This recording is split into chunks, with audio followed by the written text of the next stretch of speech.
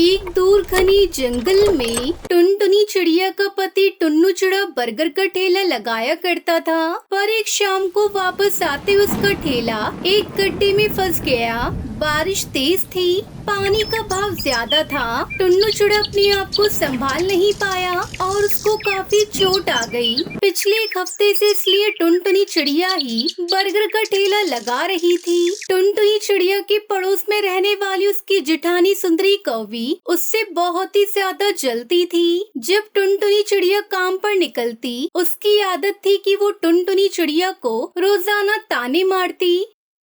टुनटुनी, सच में मुझे बहुत ही दुख होता है। आज देवर जी की जगह तू बर्गर का ठेला लगा रही है। कितना ही कमा लेती होगी। इस तरह से तो तुम्हें सालों लग जाएंगे, तुम भी पैसे नहीं कमा पाओगी। अच्छा छोड़िए सब बातें, मेरा हार कैसा लग रहा है? जग्गू के पापा कल ही सुनार से बनवा कर लेकर आए हैं। काश देवर जी भी तेरे लिए ऐसा ही कुछ सोने का हार बनवा पाते। लेकिन किस्मत की बात है, एकदम से तेरे ऊपर मुसीबत का पहाड़ टूट पड़ा। अरे हाँ सुन, मुझे नजर मत लगा देना, मैंने तुझे दिखा तो दिया है, हाँ नहीं तो।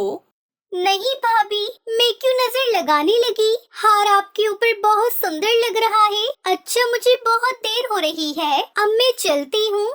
लगता है मेरे सोने का हार देखकर जल भुन रही है, मगर मैं भी क्या करूँ, इसे जलाने में मुझे बड़ा मजा आता है।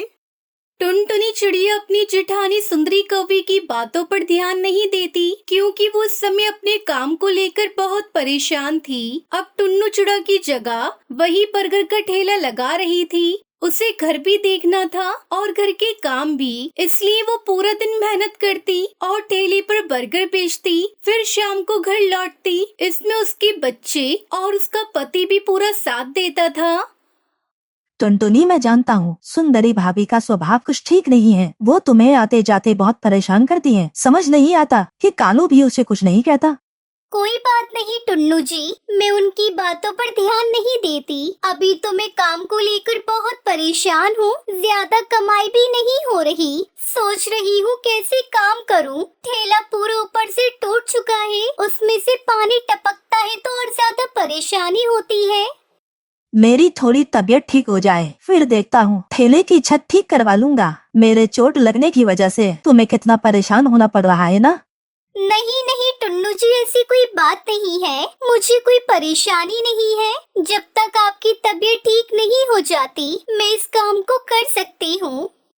अगले दिन जब टुनटुनी चिड़िया बर्गर बेचने घर से निकलती तो बारिश बहुत तेज हो रही थी। टुनटुनी चिड़िया का बर्गर का ठेला ऊपर से बिल्कुल टूट चुका था, उसमें से बहुत पानी बहने लगा। टुनटुनी चिड़िया परेशान हो गई और अपने घर लौट आई। तभी उसकी जेठानी हंसने लगी।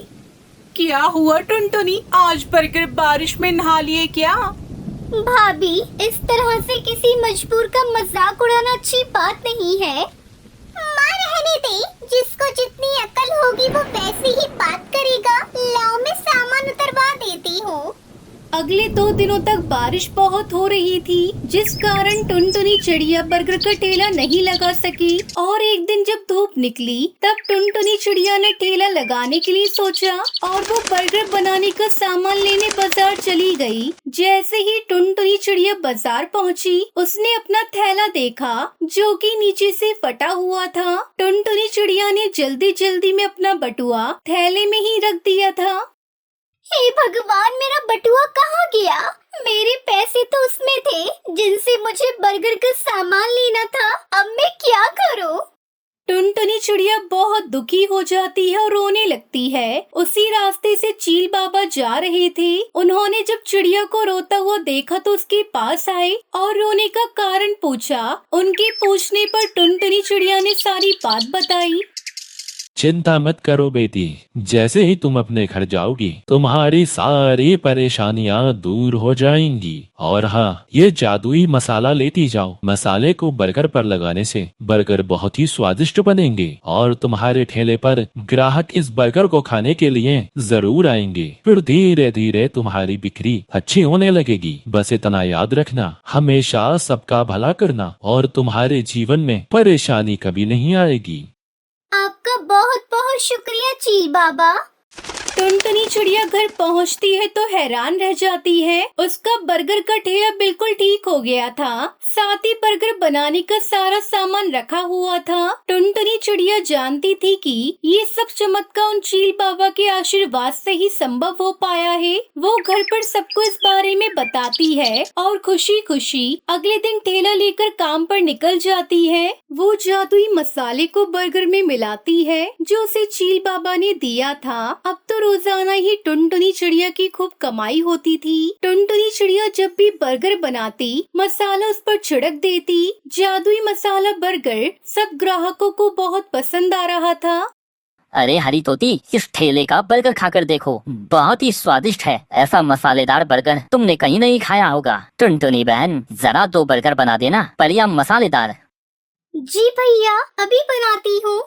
एक के बाद एक ग्राहक टुनटुनी चिड़िया के ठेले पर आने लगे। जब बिक्री अच्छी हुई तो उसकी आर्थिक स्थिति भी सुधार आने लगा और ये सब देखकर उसकी जेठानी सुंदरी कौवी उससे बहुत जलने लगी। और टुनटुनी चिड़िया को पैसों की कमी पूरी हो गई और उसके पास अब अच्छा खासा पैसा जमा हो गया और ये सब चील बाबा की आशीर्वाद से हुआ था। टुन्नू चिड़ा भी अब ठीक हो चुका था। अब वो दोनों मिलकर बर्गर के ठेले पर काम करते और पूरे दिन मेहनत करते। बहन, बहुत भूख लग रही है मगर मेरे पास पैसे नहीं है। क्या मुझे और मेरे बच्चों को कुछ खिला सकती हो? हाँ हाँ, क्यों नहीं, मैं अभी तुम सबके लिए बर्गर बनाती हूँ। पैसों की कोई जरूरत नहीं है, तुम पेट भर के बर्गर खाना, बच्चों को भी खिलाना। हाँ, मैंने आपके बारे में सही सुना था। मेरे जैसे गरीब आपके ठेले पर रोजाना आते हैं और आप उनसे पैसे नहीं लेती। ये बात मुझे किसी ने बताई थी, मैं तभी आपके ठेले पर आई हूँ। बहुत बहुत धन्यवाद चिड़िया बहन। टुनटुनी चिड़िया की आदत थी कि वो बहुत सारे बर्गर ऐसे ही भूखे पक्षियों में बांट देती थी। अब उसने अपनी जेठानी से भी बात करना बंद कर दिया था क्योंकि वो जानती थी कि उसके बुरे समय में उसकी जेठानी ने उसका बिल्कुल भी साथ नहीं दिया, हमेशा मजाक ही उड़ाया। टुनटुनी चिड़िया उसके पति टुन्नू चिड़ा ने अपना एक नया घर बना लिया ताकि वो अपने परिवार के साथ सुकून और शांति की जिंदगी उसमें बिता सके। अब वो खुशी खुशी बर्गर बेचते हैं। एक जंगल में एक भूरा नाम का हाथी रहता था। वो बड़ा ही घमंडी था। अपनी शक्ति के बल पर वो छोटे मोटे जीव जंतुओं को भी सताता रहता था। उसे देखकर जंगल के जानवर दूर चले जाते थे। एक बार वो चलते हुए एक पेड़ के पास पहुंचा तो उसे एक नन्ही टुनटुनी चिड़िया अपना भोजन इकट्ठा करते हुए दिखाई पड़ी। टुनटुनी ने भूरा हाथी पर ध्यान नहीं दिया और अपना काम करती रही। भूरा गुस्से से लाल हो गया।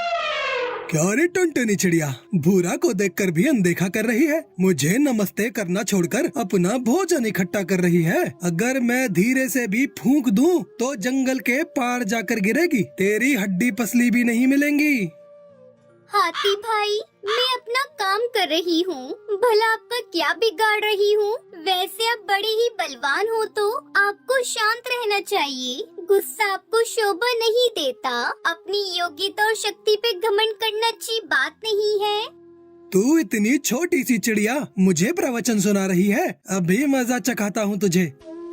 इतना कहकर भूरा हाथी आगे बढ़ा तो टुनटुनी चिड़िया बेचारी दूर चली गई। भूरा ने उसका सारा खाना पैर से नष्ट कर दिया और उसे मारने के लिए आगे बढ़ा। तभी टुनटुनी चिड़िया पेड़ पर बने हुए अपने निवास स्थान पर चढ़ गई। हाथी ने उस पेड़ को भी उखाड़ दिया। ये देखकर बेचारी टुनटुनी जान बचाकर किसी तरह भाग गई। भूरा हाथी आगे बढ़ा तो उसे कालू कौवा दाना ले जाते हुए दिखाई पड़ा। वो बरसात के पहले अपने लिए भोजन की व्यवस्था कर रहा था। उसने अपने घोंसले में बहुत दाने इकट्ठा कर लिए थे। फिर भूरा उसके ऊपर भी गुस्सा हो गया।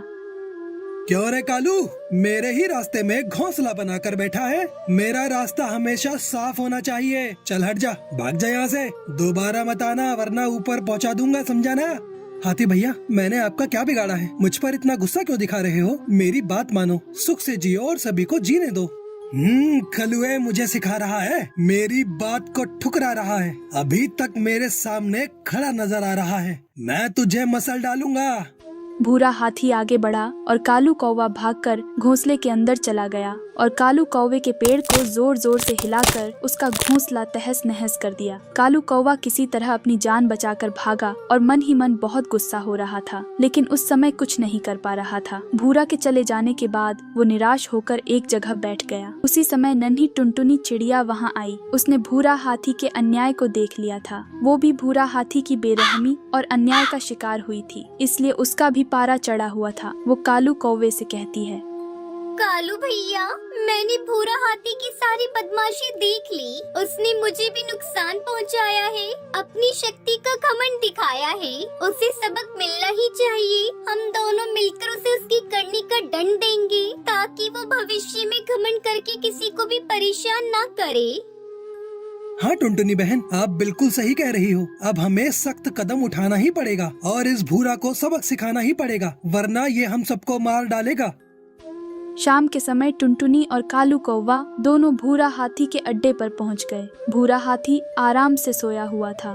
दोनों ने मौका देखकर अपनी योजना को रूप देना शुरू किया। कालू कौवा हाथी की सूंड में सूखी घास से खुजली करने लगा और टुनटुनी हाथी के कान पर डंडे से मारने लगी। इस दोहरे हमले से भूरा हाथी परेशान हो गया और उसे पीड़ा होने लगी। वो छटपटाने लगा। अरे मर गया, अरे मर गया। अरे कौन है मेरे सूंड के अंदर? कान में कौन काट रहा है? अरे बचाओ रे, क्या करूं? कुछ समझ में नहीं आ रहा। मेरे नाक में, मेरे कान में कान काटे जा रहा है। मुझे माफ कर दो, मुझे बख्श दो। अरे अरे अरे छोड़ दो मुझे। अरे कोई बचाओ मुझे। अब कैसा लग रहा है तुम्हें भूरा हाथी? जब तुम अपनी ताकत के घमंड में दूसरों को सताते हो, उन्हें भी कष्ट पहुंचता है। अब स्वयं की तकलीफ बर्दाश्त नहीं हो रही है तुमसे। मैं घमंड नहीं करूंगा, किसी को नहीं सताऊंगा। मुझे क्षमा कर दो। ये कांटा काटी बंद करो। अरे मुझे छोड़ो, आजाद करो। मैं वादा करता हूँ किसी को नहीं सताऊंगा। अच्छा चलो ठीक है, वादा करो। अब तो तुम सबको जीने दोगे? हाँ, मैं वादा करता हूँ सबको आनंद से जीने दूंगा, सबका सम्मान करूंगा। बस मुझे छोड़ दो। फिर टुनटुनी और कालू कौवे ने उसे मारना बंद कर दिया। दोनों ने मिलकर हाथी को अच्छा सबक सिखा दिया था। भूरा हाथी की जान में जान आई। उसका घमंड चूर हो चुका था। उसने सर झुका लिया। टुनटुनी चिड़िया और कालू कौवा वहाँ से बड़े आराम से चले गए।